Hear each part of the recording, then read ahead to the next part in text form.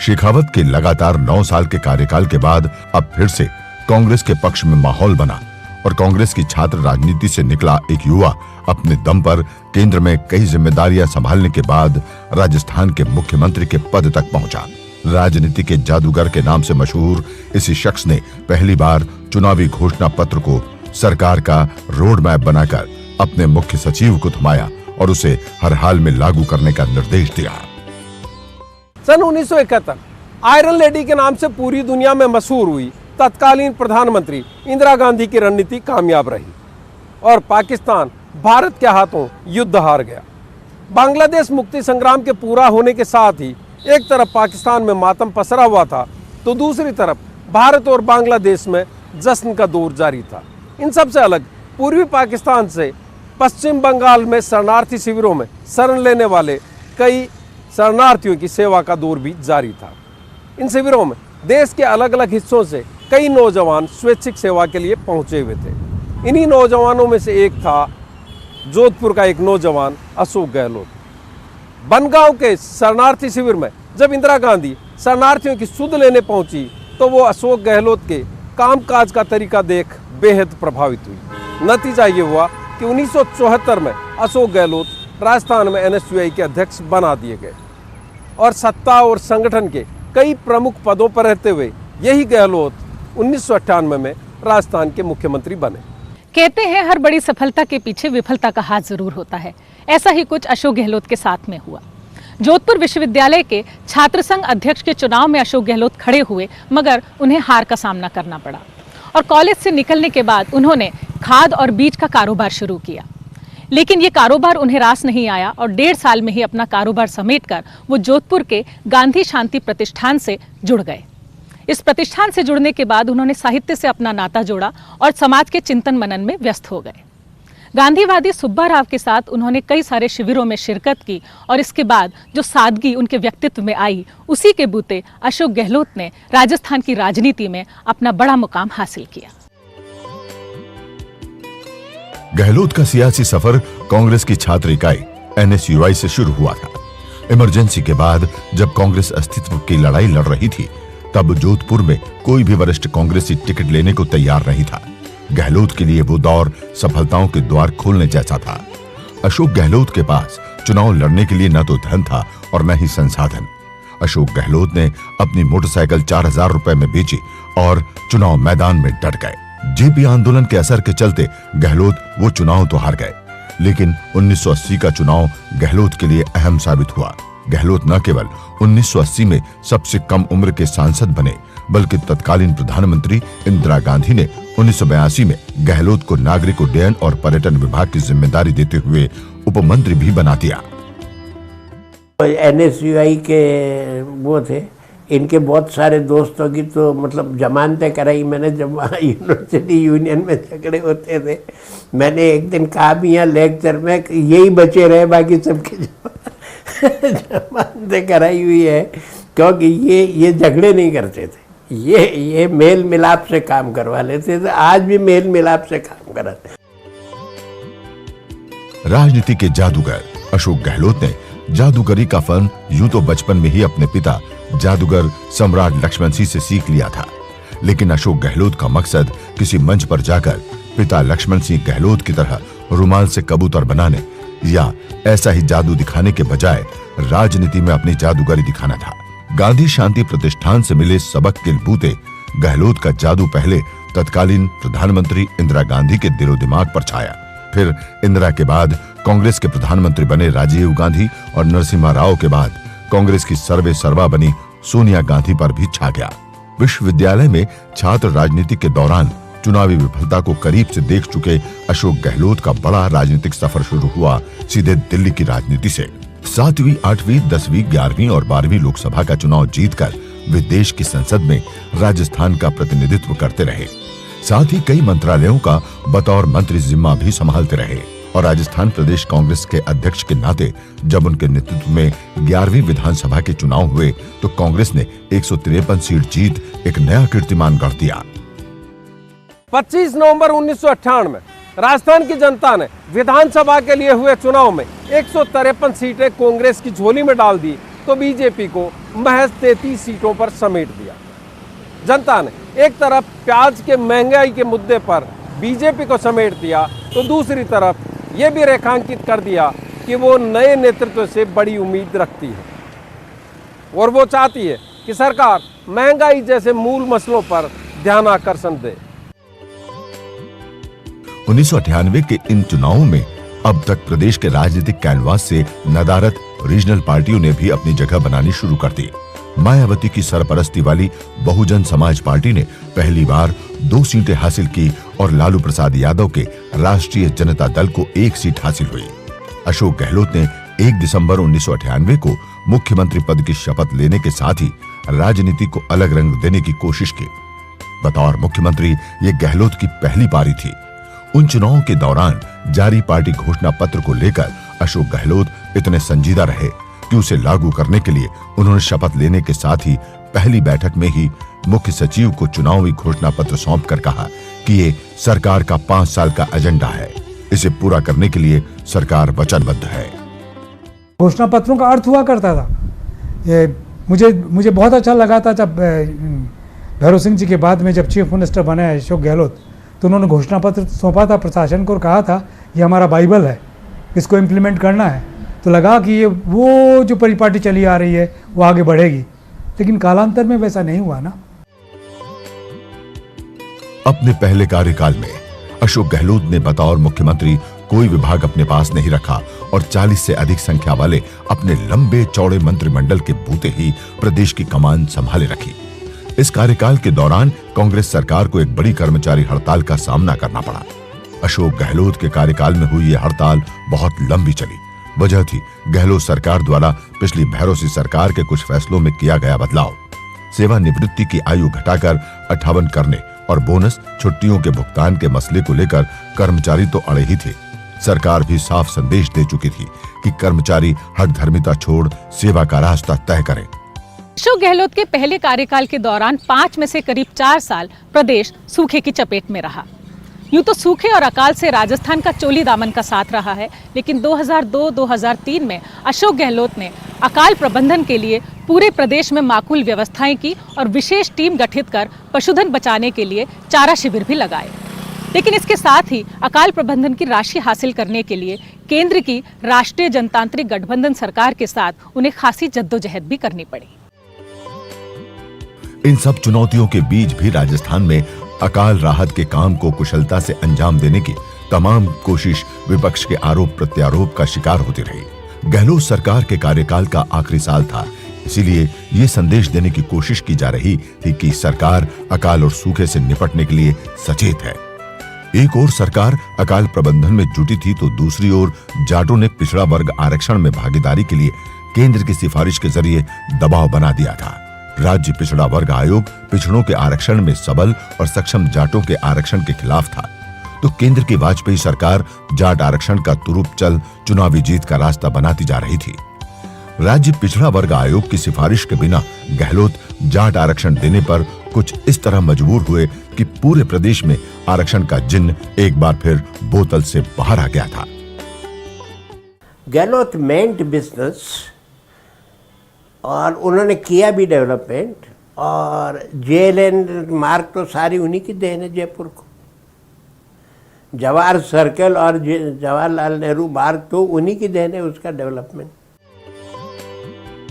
अशोक गहलोत ने अपने कार्यकाल में प्रशासनिक सुधार के लिए भी कई कड़े फैसले लिए ताकि सरकारी खर्च में कमी कर सरकार अपने को आर्थिक तौर पर मजबूत कर सके और फिजूल खर्ची पर लगाम लग सके। इनमें से एक फैसला था अधिकारियों के पास मौजूद अतिरिक्त गाड़ियों में कटौती का। सरकारी अफसरों में नाराजगी के बावजूद इस फैसले को जनता ने सिर माथे पर लिया। इसके साथ ही बिजली उत्पादन के पूरे ढांचे को नए सिरे से व्यवस्थित कर राजस्थान में बिजली उत्पादन को गति दी गई। इस ढांचागत बदलाव के लिए विश्व बैंक से सरकार ने मदद ली और ग्रामीण क्षेत्रों में नियमित बिजली आपूर्ति की कवायद की गई। राजस्थान की राजनीति में जादूगर के नाम से पहचाने जाने वाले अशोक गहलोत न तो राजनीति शास्त्र के छात्र रहे और न ही उन्होंने समाज शास्त्र की पढ़ाई की। विज्ञान में स्नातक और अर्थशास्त्र में एमए अशोक गहलोत ने समाज की नब्ज को पहचान कर सियासी सफर कुछ इस तरह आगे बढ़ाया कि अच्छे राजनीतिक विश्लेषक चौंकते रह गए। उन्होंने अपने पहले कार्यकाल में राजस्थान विधानसभा भवन के ठीक सामने ये जनपथ बनाया तो शहरों को भी अतिक्रमण से मुक्ति दिलाई। इतना ही नहीं, जनपथ के ठीक बगल में उन्होंने एक सेंट्रल पार्क बनाकर ये भी साबित कर दिया कि सरकार की पहली प्राथमिकता लोगों का स्वास्थ्य है, पोष इलाकों में बाकी बची जमीनों का कारोबार नहीं।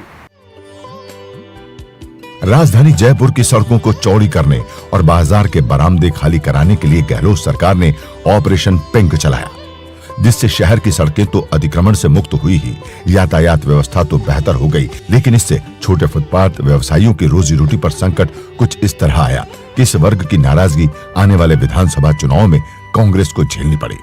सरकार भारी बहुमत की थी, लिहाजा अशोक गहलोत के पहले कार्यकाल में पूरे 5 साल नेताओं की आपसी खींचतान ज्यादा असर नहीं दिखा सकी।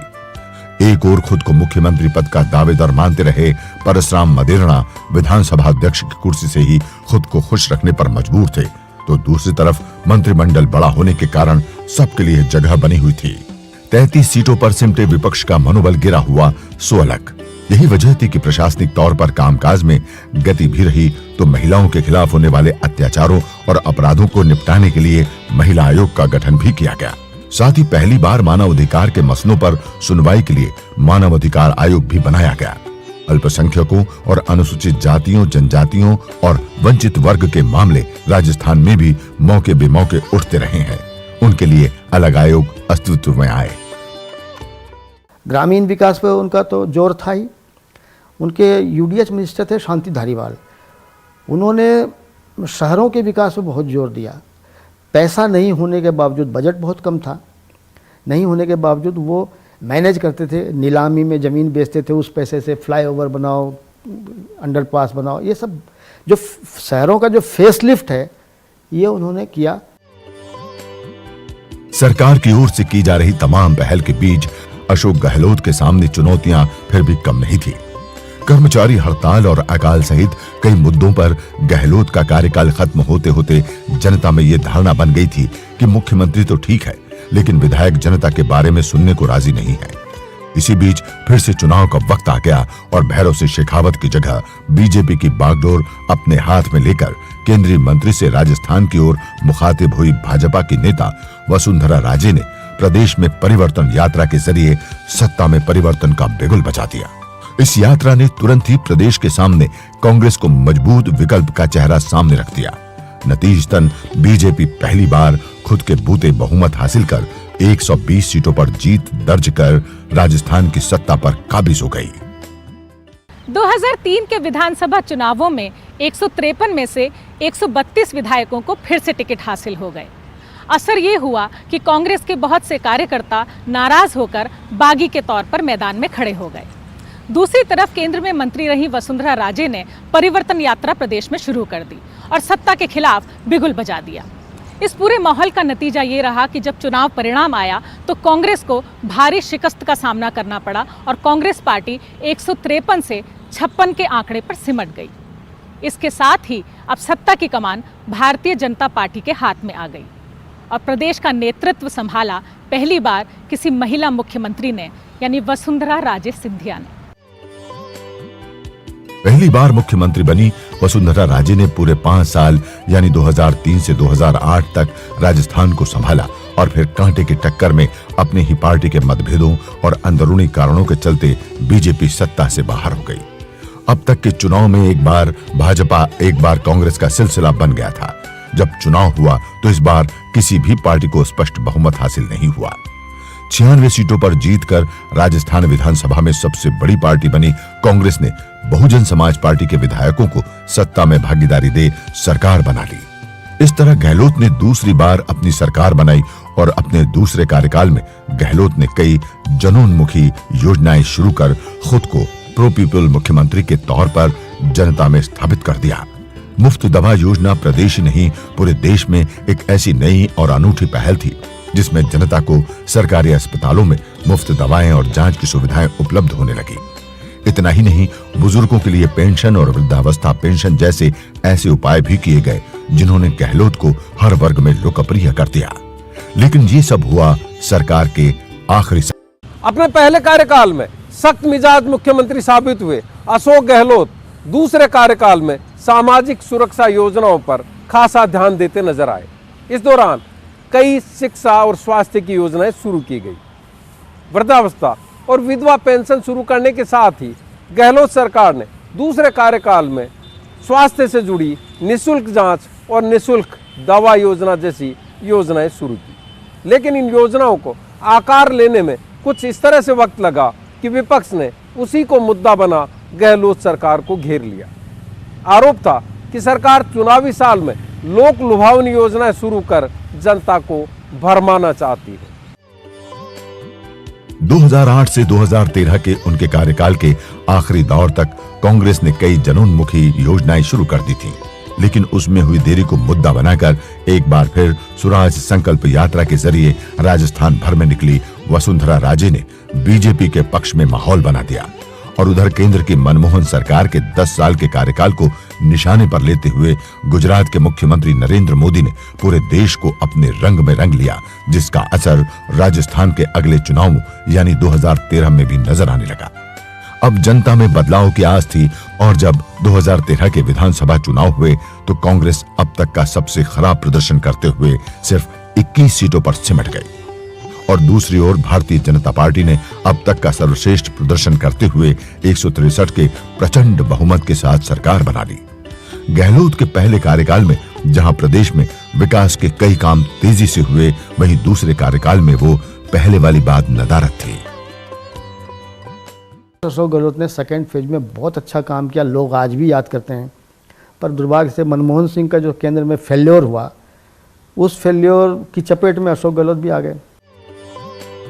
इधर 2013 के चुनाव के बाद कांग्रेस के खेमे में घोर निराशा थी और प्रदेश अध्यक्ष की कमान कांग्रेस के युवा नेता सचिन पायलट के हाथ थी, तो नेता प्रतिपक्ष का मोर्चा बीकानेर के नोखा से जीते रामेश्वर डूडी ने संभाल लिया।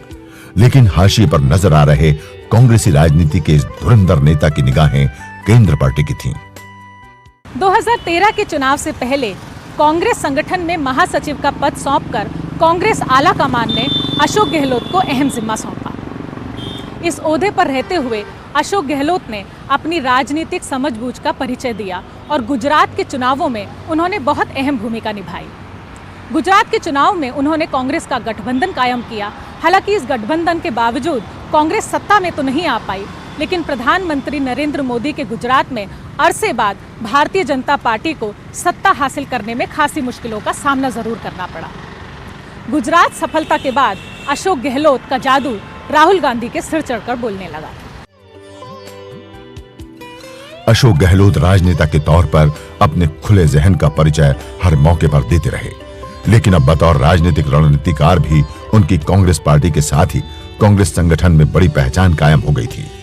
ऑल इंडिया कांग्रेस समिति के कोषाध्यक्ष और सोनिया गांधी के राजनीतिक सचिव अहमद पटेल को राज्यसभा के चुनाव में जिताने में भी गहलोत ने अहम भूमिका निभाई थी, जिसके बाद उन्हें कांग्रेस के केंद्रीय संगठन में खासी तरजीह मिलने लगी। गहलोत जी देखिएगा कि एक बहुत ही सज्जन, सादगी से परिपूर्ण और पूर्ण गांधीवादी हैं और यही कारण है कि गहलोत साहब को लोग जो है राजस्थान का गांधी भी कहते हैं। सीधेपन की वजह से अगर कोई उनमें कमी है तो केवल एक सीधेपन की वजह से हो सकती है, लेकिन ये मैं नहीं मानता कि उनमें किसी प्रकार से प्रशासनिक है। कांग्रेस पार्टी ने राजस्थान से बाहर के चुनाव में अशोक गहलोत को जिम्मेदारियां देकर उनकी क्षमताओं का पूरा इस्तेमाल किया। पहला जिम्मा गुजरात चुनावों का था, जहां सत्ता में आने के लिए दूसरी राजनीतिक पार्टियों से समन्वय करने के काम को उन्होंने बेहतरीन अंजाम दिया और संगठन की नजरों में अपना ओहदा बड़ा किया। इसके बाद कर्नाटक चुनाव में भी कांग्रेस ने फिर अशोक गहलोत पर भरोसा किया और वहां भी उन्होंने ऐसा राजनीतिक दांव खेला कि भारतीय जनता पार्टी का सत्ता में आने का ख्वाब अधूरा रह गया। 12 मई 2018 को हुए 15वीं विधानसभा के चुनाव में 14 साल बाद कर्नाटक में कांग्रेस ने अपने पुराने गिले शिकवे भुलाकर देश के प्रधानमंत्री पद पर रहे एच.डी. देवगौड़ा के बेटे एच.डी. कुमारस्वामी की जनता दल सेक्युलर से गठबंधन कर भाजपा को सत्ता से बाहर रखने का सफल दांव खेला। उम्मीदवारों के चयन से लेकर सत्ता के लिए राजनीतिक गठबंधन बनाने तक अशोक गहलोत का सिक्का चलने लगा और इसकी वजह थी उन्हें कांग्रेस के महासचिव संगठन के बतौर मिली राष्ट्रीय स्तर पर एक बड़ी जिम्मेदारी। एक एक कर जब कांग्रेस सत्ता गंवा रही थी, तब निराशा के भंवर से निकालने में गहलोत ने एक रणनीतिकार की भूमिका निभाई। अपने पूरे राजनीतिक कैरियर में गांधी परिवार के प्रति निष्ठावान रहे अशोक गहलोत ने जब मरुदरा का महासंग्राम शुरू हुआ तो अपने आप को एक बड़े दावेदार के बतौर प्रस्तुत किया और पूरे चुनावी संग्राम को एक रोचक मोड़ दे दिया। कर्नाटक और गुजरात में कांग्रेस की सफल रणनीति के बाद अशोक गहलोत को राजस्थान में होने वाले 2018 के विधानसभा चुनाव में भी टिकट बंटवारे से लेकर जीत के समीकरण तय करने थे। इन चुनावों में मुख्यमंत्री के प्रबल दावेदार के तौर पर प्रदेश कांग्रेस के अध्यक्ष सचिन पायलट का नाम सामने आता रहा और इधर अशोक गहलोत लगातार प्रदेश कार्यकर्ताओं और जनसभाओं में अपनी दमदार मौजूदगी और संबोधनों से ये संदेश देते रहे कि वे आज भी राज्य के सर्वमान्य नेता हैं। कांग्रेस के नेताओं के आपसी खींचतान के बीच एक तरफ कांग्रेस अध्यक्ष राहुल गांधी सफाई देते रहे, दूसरी ओर गहलोत अपने अंदाज में राजनीतिक गुगली फेंकते रहे। इस माहौल के बीच अशोक गहलोत ने प्रदेश के हर छोटे बड़े इलाके का दौरा करके कांग्रेस को फिर से जीवित करने में कोई कसर नहीं छोड़ी। राजनीति के जादूगर की तरह मशहूर अशोक गहलोत ने 1977 में अपना पहला चुनाव लड़ा और हार के साथ सियासी सफर की शुरुआत की। लेकिन इसके बाद उन्होंने कभी पीछे मुड़कर नहीं देखा और सियासत के पायदान पर लगातार आगे बढ़ते रहे। 1980 से 1998 के बीच 5 बार सांसद रहे अशोक गहलोत ने केंद्र में कई विभागों में मंत्री का पद भी संभाला। अपनी गांधीवादी सोच के जरिए आगे बढ़ते हुए उन्होंने ये साबित किया कि अगर सेवा का संकल्प मन में हो तो जातिवाद की जमीन को बहुत आसानी से तोड़ा जा सकता है। 1999 से जोधपुर की सरदारपुरा सीट से वो लगातार जीतते रहे और अपने 2 कार्यकाल के दौरान 3656 दिन राजस्थान के मुख्यमंत्री रहे। 2018 में फिर से आलाकमान ने उन्हें मुख्यमंत्री का पद सौंपा। सत्ता और संगठन पर पकड़ के लिए मशहूर अशोक गहलोत ने कांग्रेस में संगठन महासचिव की पारी भी बड़े सफलतम अंदाज में खेली। कर्नाटक और गुजरात चुनाव में अशोक गहलोत की राजनीतिक गुगली कुछ इस तरह से चली कि कांग्रेस हाईकमान एक बार फिर गहलोत के कौशल का मुरीद हो गया। इसी कौशल के चलते कांग्रेस हाईकमान ने गहलोत को एक बार फिर सत्ता की कमान सौंप दी।